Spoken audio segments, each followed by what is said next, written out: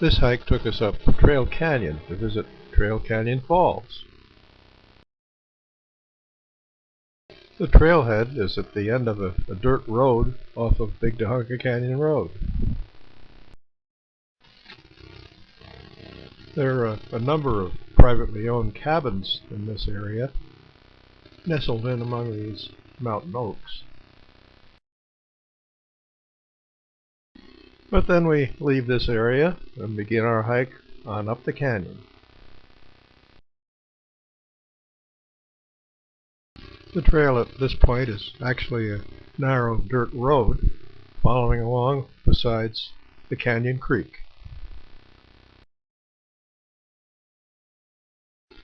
And then as we begin to climb a bit, we start to get some mountain views. Never seem to get tired of this mountain scenery.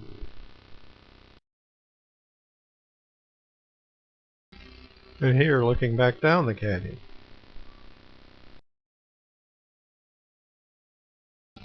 And then the road ends. We go down and cross the creek and continue on a narrower trail.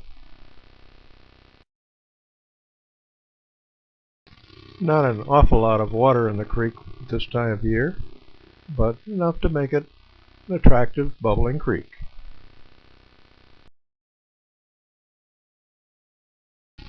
And then Jack stops for a minute to prop up the trail sign.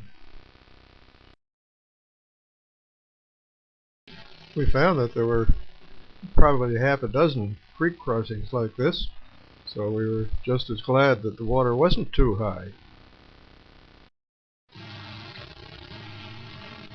But then the trail continued on as Dale makes his way along the trail through some pretty nice areas. But then we left the canyon bottom and started to climb up the side of the canyon.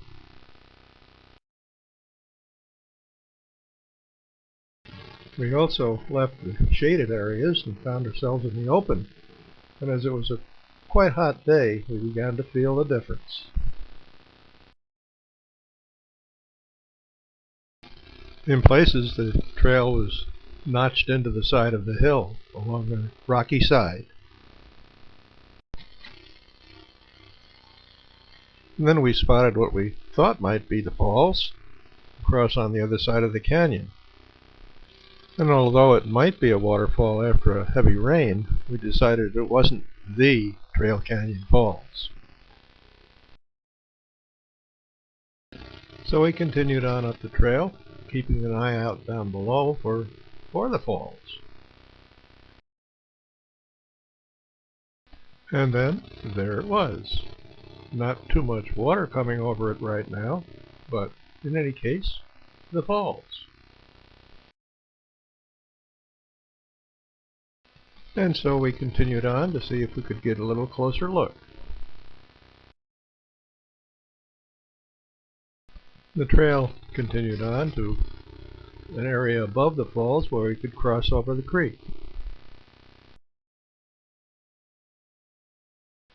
And then we could backtrack a little bit to reach a point directly above the top of the falls. And here Dale takes a look at it. And again, not too much water there. The vertical drop for these falls is about 30 feet. And by the look of the worn rock at the top of these falls, I imagine it's quite something to see in the rainy season.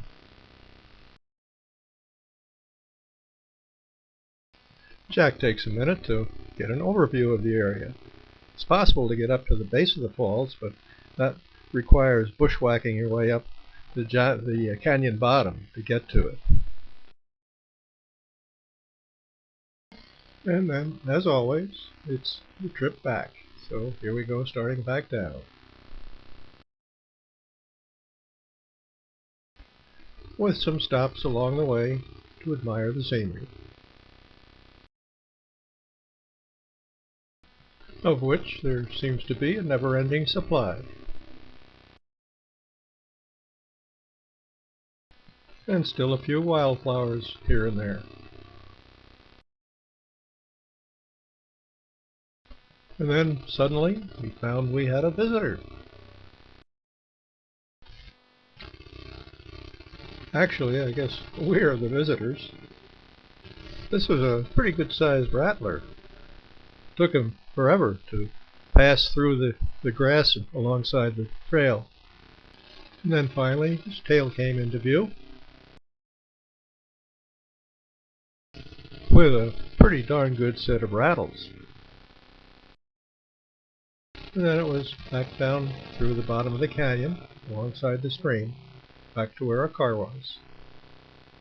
After a little more than 3 miles of hiking with a 700-foot elevation gain.